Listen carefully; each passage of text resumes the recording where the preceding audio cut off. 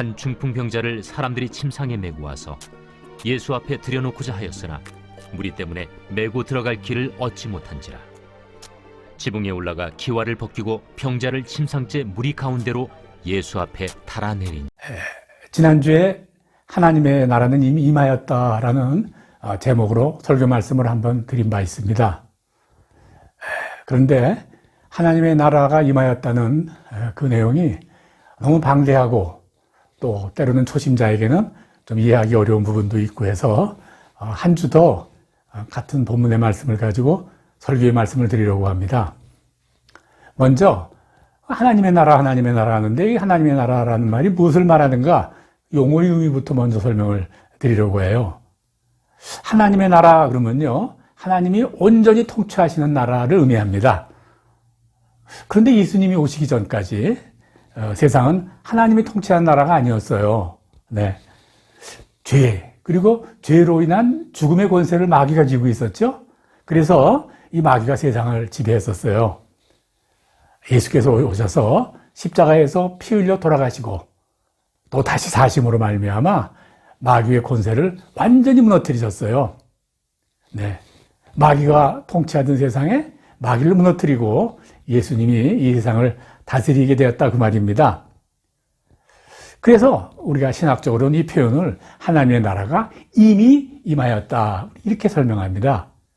하나님의 나라가 이미 세워졌다라는 임이라는 표현을 하는 것은요, 왜냐하면 사람들은 이 세상에 하나님의 나라가 세워지는 것은 바로 예수님이 다시 재림하실 때, 그때 바로 하나님의 나라가 세워지는 것이다. 우리가 그렇게 다 말하고 있거든요. 그런데 그것이 아니라 예수님이 이미 오심으로 말미암아 이미 하나님 나라가 시작되었다. 그렇게 말씀하시는 거예요. 네. 그런데 이미 하나님 나라가 시작은 했는데 그 나라가 아직 온전하진 않다. 완전한 하나님의 나라가 아직 세워지진 않는다. 이건 뭐냐면 마귀의 유혹과 괴계가 아직도 살아서 우리를 거짓말로 속이고 있다. 지난주에 이런 내용이 요즘 말씀드렸어요. 네. 그러므로 하나님의 나라가 온전한 하나님의 나라가 되려면 세상 모든 나라, 백성, 사람들이 모두 하나님의 백성이 돼야 되죠. 네. 하나님 나라 백성이 되려면 어떻게 되느냐? 모두 회개하고 하나님을 믿어야 되는 거죠. 네. 마가복음 1장 15절. 때가 찼고 하나님의 나라가 가까이 왔으니 회개하고 복음을 믿으라. 이렇게 말씀하셨죠. 네. 회개하고 믿어서 하나님 나라 백성이 되는 것이죠. 그러면 하나님의 나라가 점점 확장되어 가는 것이죠. 그런데 많은 사람들이 아직 회개하고 믿지 않죠. 하나님 나라에 들어오지 않는 거예요. 하나님 백성이 안 되는 거예요. 네. 그래서 주님이 하나님 나라가 이미 시작이 되었지만 그러나 아직 완전하지 않다. 그렇게 말씀하시는 거예요. 그러니까요. 하나님 나라가 온전한 하나님의 나라, 완성된 하나님의 나라가 되려면 어떻게 되느냐? 회개하고 믿는 사람이 많아지는 것이죠. 네. 그래서 주님이 소원, 또 주님의 계획은요, 먼저 하나님의 백성이 된 우리들이, 저와 여러분이 먼저 하나님 나라 백성이 되었거든요. 네. 먼저 하나님 나라 백성이 된 우리들이 세상에 나아가서, 땅끝까지 나아가서 아직 믿지 않는 수많은 백성들에게 복음을 전하는 것이다. 이렇게 우리에게 명령을 하셨어요. 이걸 우리가 지상명령이다 그러죠. 네. 우리 성도가 살아가는 데 있어 가장 귀중한 하나님의 명령. 이걸 지상명령이라고 그러는데, 먼저 믿은 너희들이 세상 땅끝까지 가서 복음을 전해서 그들이 다 하나님 백성이 되게 하라. 이제 그런 겁니다. 네. 사실 교회의 근본 목적도 거기 있어요. 또 이것이 우리에게 주어진 아주 최고의 의무죠. 그런데요, 의무라는 게 있으면 또 권리라는 것도 있죠. 이건 항상 같이 가게 돼 있어요. 네. 우리가 하나님 나라의 백성이 먼저 되었어요. 이미 세워진 하나님의 나라에 우리가 백성이 되었죠. 그래서 아직 믿지 않는 사람들을 우리가 하나님 낙서의 백성이 되도록 이렇게 그 일을 우리가 수행해야 되는데, 그런 의무가 있는 반면에 또 특권도 있다고 말입니다. 네, 특권. 예컨대 이런 겁니다. 대한민국 국민인데 우리가 대한민국 국민이 되면 지켜야 할 거 많아요. 네, 헌법부로부터. 그러니까 군대 갔다 와야 되고요. 세금 꼬박꼬박 내야 되고요. 또 교육, 의무교육 반드시 시켜야 되고 등등등 아주 중요하고도 어렵기도 한 그런 것들 우리가 반드시 해야 돼요. 그런데요, 권리도 있어요. 예. 세계에서 어느 나라나 우리나라 여권 가지면 못 가는 데가 없죠. 또 나이 들면은 뭐 적정한 금액 연금도 주고 뭐 그러는 거예요. 우리나라 백성만 주는 거지 그거 남 주지 않아요. 네. 그런 특권도 있다 그 말씀입니다. 그렇다면 먼저 하나님 나라 백성이 된 우리가 가지고 있는 특권은 무엇인가? 오늘 사실은 그거 설명하려고 그러는 겁니다. 네. 저와 여러분이 가진 특권이 무엇이 갖고 있는지를 알고 그 특권을 누리며 살아야 되겠다는 의미에서 오늘 말씀을 드리는 겁니다. 먼저 본문을 읽겠습니다. 주의 성령이 내게 임하였으니 이는 가난한 자에게 복음을 전하게 하시려고 내가 기름을 부으시고 나를 보내사 포로된 자에게 자유를, 눈먼 자에게 다시 보게 함을 전파하여 눌린 자를 자유하게 하고 주의 은혜의 해를 전파하게 하려 하심이라 하였더라. 예, 이게 먼저 하나님 나라 백성이 된 저와 우리들에게 주는 특권을 우리에게 말씀하는 거예요. 예, 전부 단 5가지로 정리해서 말씀을 드릴게요. 본문에 따르면 첫째, 가난이 사라진다. 그렇게 말씀을 드리죠. 네. 사람들에게는 네 종류의 가난이 있다. 그렇게 말해요. 영의 가난, 마음의 가난, 육체의 가난, 물질의 가난. 이 4가지가 있어요. 일일이 설명 안 드려도 다 아시겠죠? 하나님의 나라의 백성은 이런 4가지 가난 속에서 더 이상 살지 않는다 말입니다. 영의 가난을 벗어나고, 마음의 가난을 벗어나고, 육체의 가난, 물질의 가난에서 우리를 벗어나게 하신다. 이겁니다. 예수님이 본을 보이셨어요? 예수님이 어려운 삶을 사셨어요? 가난한 삶을 사셨어요? 예수는 왜 가난한 삶을 사셨지? 그 이유에 대하여 고린도후서 8장 9절에 이렇게 말씀하세요. 우리 주 예수 그리스도의 은혜를 너희가 알거니와 부요하신 이인데도 너희를 위하여 가난하게 되심은 그의 가난함으로 말미암아 너희를 부요하게 하려 하심이라. 예. 그가 우리에게 가난할 걸 다 가져가 버리셨단 말이죠. 십자가에 달리시면서. 예. 첫 번째, 우리의 가난이 사라집니다. 그 다음, 오늘 본문에 따르면 두 번째, 다시 더 이상 억압을 받지 않는다. 그렇게 말했어요. 네. 본문에 설명하면 포로된 자유에게 자유를, 눌린 자유에게 또 자유와 해방을, 또 그렇게 말씀하시죠. 네. 억압은 누가 합니까? 억압은 네, 마귀죠. 마귀예요. 마귀는 우리의 마음속에 들어와서 미움, 분노, 원한 이런 것들로 꼭 묶여 있게 합니다. 예, 마귀가 들어가서 우리 마음을 꽉 그렇게 우겨 잡고 있으면 아무것도 못해요. 미움, 분노, 저주, 원한 이런 거 가지고서는요 아무것도 하지를 못해요. 네. 그러나 하나님 나라 백성은 마귀로부터 자유하죠. 벗어나죠. 병든 삶이 살아나게 되죠. 네. 예, 우리 정원에 풀이 이렇게 있는데 제가 마침 화분을 하나 놓을 데가 없어서 잠시 놀 자리를 찾을 동안 이렇게 옮겨놨어요. 며칠 있다 옮겼는데 불과 며칠인데 그 밑에 있는 풀이 다 누렇게 되어 있더라고요. 며칠 더 뒀으면 죽을 뻔했어요.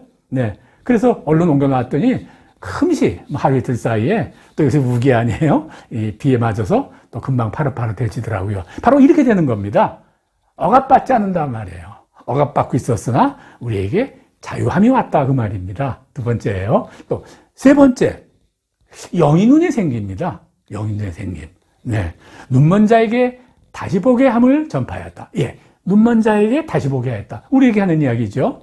영이 눈에 생기는 거예요. 영이 눈이라는 것은요, 보이지 않는 것을 보는 눈이에요. 네, 우리가 영이 죽으면요, 영적인 세계를 보지 못해요. 네. 예수님께서 니고데모와 대화할 때 이런 말씀을 하셨죠. 사람이 거듭나지 아니하면 하나님의 나라를 볼 수 없느니라. 요한복음 3장 4절 말씀이신데 사람이 거듭나지 않으면 하나님 나라 볼 수 없다. 하나님 나라 백성이 되지 않으면 바로 하나님 나라 백성이 되면 영의 눈이 살아나서 보이지 않는 하나님의 나라가 보인다 그 말입니다. 네, 우리가 육체의 눈을 보지 못하는 사람들에게 보는 사람들이 볼 수 있는 아름다운 풍경을 설명해도 잘 알 수가 없을 겁니다. 또 때로는 또 나름대로 보는 눈이 있다고 하더라고요. 그러나 우리가 볼 수 있는 그 모습 그대로를 느낄 수는 없겠죠. 그러니까 아무리 그 풍경을 설명해줘도 잘 이해가 안 되겠죠. 네. 성령이 우리 마음에 오셔서 우리가 회개하고 믿어서 성령이 우리에게 오시면요, 우리 마음속에서 있던 우리 영이 살아나서 하나님 나라의 일, 하나님 나라를 볼 수 있다 그 말입니다. 네. 성경에 이런 이야기 많이 나와요. 11개 6장에 보면요. 아람의 군대가 엘리사를 잡으려고 섬 전체를 이렇게 포기했죠. 엘리사의 종이 이렇게 나가서 이렇게 보니까 아람의 군대가 가득 차 있단 말이에요. 얼마나 놀랍고 두렵고 그랬는지 이거 막 벌벌 떨고 있는데 엘리사가 기도를 하죠. 기도를 하니까 눈이 밝아져서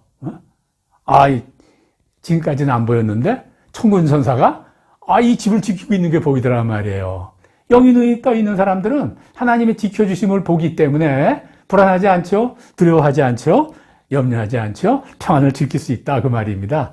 엘리사 집사가 보았던 그 눈이 바로 영의 눈이다 이렇게 말할 수 있어요. 예, 영의 눈 하나 더 말씀드리겠어요. 아브라함이 고향 갈대아 우르를 떠나가지고 이렇게 가나안 땅으로 왔는데 그때 동행을 조카 롯과 그의 가족들이 같이 왔죠. 예. 그래서 가나안 땅에 정착을 해가지고 세월이 흘러가지고 그 아브라함이 부자가 되었어요. 예. 롯도 물론 부자가 됐겠죠. 그런데 그들이 목자들이 물가풀 때문에 싸워요. 좁아서. 네. 이 아브라함이 조카에게 말하죠. 너희들이 이렇게 우리 목자들이 싸우는 거 보니까 가축들에게 더 좋은 풀 먹이려고 그러는가 보다. 그러니까 이제부터 우리가 더 따로 나가서 좋은 불판을 찾자. 내가 오른쪽 선택하면 내가 그 왼쪽을 선택할 테니 네가 먼저 선택해라 그랬죠. 이 롯이 먼저 어디 가면 좋을까 하고 선택을 했어요. 그 선택한 곳이 어디입니까? 먼저 선택권을 줬는데 그것이 유명한 바로 소돔과 고모라죠. 죄로 인해서 멸망한 땅 그쪽 지역을 이렇게 선택을 한 거예요. 네. 그런데 아브라함이 좀 척박해 보이는 땅을 선택했는데 그것이 바로 축복의 땅 아니에요. 네. 그것이 바로 영의 눈입니다. 네. 선택의 차이가 있는 거예요. 세 번째까지 말씀을 드렸습니다. 이제 네 번째, 능력의 삶을 삽니다. 능력의 삶을 산다는 게 뭔가? 병을 고치는 능력, 귀신을 쫓아내는 능력이죠. 네. 사도행전 10장 38절을 보면 하나님이 나사렛 예수에게 성령과 능력을 기름 붓듯 하였음에 그가 두루 다니시며 선한 일을 행하시고 마귀에게 눌린 모든 사람을 고치셨으니 이는 하나님이 함께 하셨습니다 라고 말하죠. 네. 예수님께서 이렇게 놀라운 능력을 베풀 수 있었던 것은 바로 하나님이 함께 하셨기 때문이죠. 이제 우리에게 하나님의 영이 함께 하시면, 성령이 함께 하시면 우리도 그런 능력을 행할 수 있다. 성경 여러 군데서 그렇게 말씀하세요. 예수님께서 이렇게 이야기하셨죠. 내가 너에게 뱀과 정갈을 밟으며 원수의 모든 능력을 제어할 권능을 주셨으니 너희를 해칠 자가 결코 없으리라. 이렇게 말씀하셨어요. 네. 그러므로 우리는 어떻게 해야 됩니까? 하나님의 주신 능력을 아주 이롭게 사용을 해야 되죠. 나사렛 예수 이름으로 명하노니 마귀가 물러나라. 우리가 이런 기도를 마귀를 향해 들린다면 우리가 마귀를 쫓아내고 모든 악한 것들을 우리 삶에서 쫓아내버릴 수가 있는 거죠. 네. 실제 베드로와 요한이 성전 앞을 지나다가 나서로도 걷지 못하는 그런 자를 향해서 은과 금이 내게 없으나 내가 있는 곳으로 내게 주느니 일어나 걸어라. 예수 이름으로 걸어라 하고 말했을 때 걷게 되는 거 우리 성경을 통해서 잘 알 수 있는 겁니다. 예.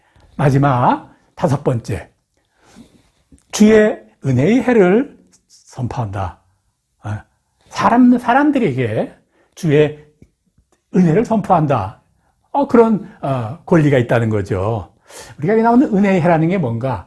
그건 이스라엘 전통에 보면 신년이라는 게 있어요. 네. 타인에게 넘겨준 토지 이런 것을 다시 되찾는 거예요. 그래서 다시 회복하는 것을 의미를 합니다. 은혜. 우리가 빚을 갚지 못하면 채권자에게 이렇게 노예가 되죠. 또 전쟁에서 패하면 승리한 자의 이게 노예가 됩니다. 네. 그런데 은혜의 해가 되면 이게 다 회복되게 되는 거예요. 이렇던 모든 것이 회복되게 된다고 말이죠. 사랑하는 성도 여러분, 오늘 온라인을 통해서 같이 주일 예배를 드리고 있는 사랑하는 성도 여러분, 네. 예수님의 보혈의 공로로 우리가 그것을 믿음으로 말미암아 값없이 주는 은혜, 구원을 받아 하나님 나라 백성이 되었어요. 옛사람이 죽고 새사람이 되었다. 성경은 그렇게 말하죠.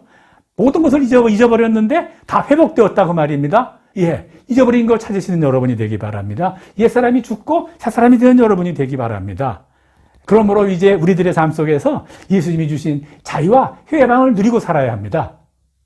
누구든지 회개하고 믿고 예수께 나아가면 죄와 불의에서 해방되어 용서도 받고 의로움을 얻게 되죠. 질병에서 해방되어 치료와 건강을 얻게 됩니다. 저주에서 해방되어 복과 형통을 얻게 됩니다. 죽음에서 해방되어서 부활과 영원한 생명을 얻게 되는 것입니다. 이게 우리 특권입니다. 네. 우리가 누리면 되는 겁니다. 예. 로마서 14장 17절에 하나님의 나라는 먹고 마시는 게 아니다. 세상은 먹고 마시는 게 다인 것 같으죠. 그러나 오직 성령 안에 있는 의와 평강과 희락이다. 그렇게 말합니다. 하나님 나라의 백성의 제일의 특권은 뭐냐? 하나님 나라 안에서 의와 평강과 희락을 누리는 것입니다. 오늘 같이 예배 참석하신 우리 모두가 이와 같이 기쁘고 복된 삶을 사는 성도로서의 삶을 사시기를 예수 그리스도 이름으로 축원합니다. 아멘.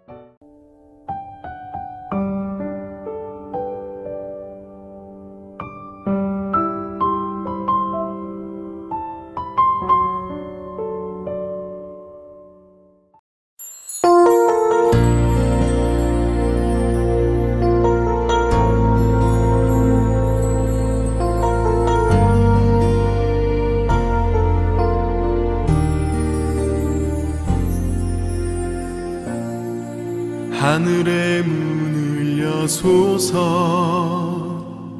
이곳을 주목하소서 주를 향한 노래가 꺼지지 않으니 하늘을 열고 보소서 이곳에 임재하소서 주님을 기다립니다. 기도의 향기가 하늘에 닿으니 주여 임재하여 주소서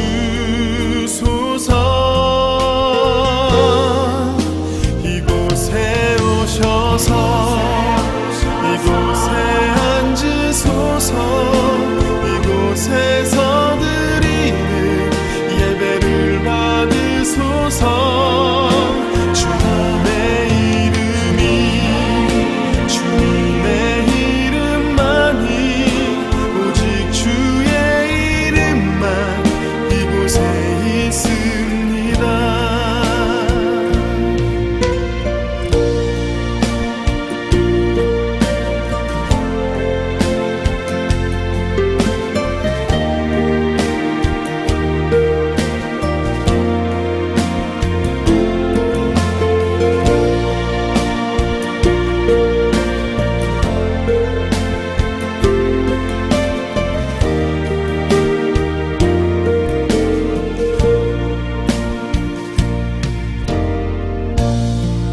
하늘의 문을 여소서 이곳을 주목하소서 주를 향한 노래가 꺼지지 않으니 하늘을 열고 보소서 이곳에 임재하소서 주님을 기다립니다. 기도의 향기가 하늘에 닿으니 주여 임재하여 주소서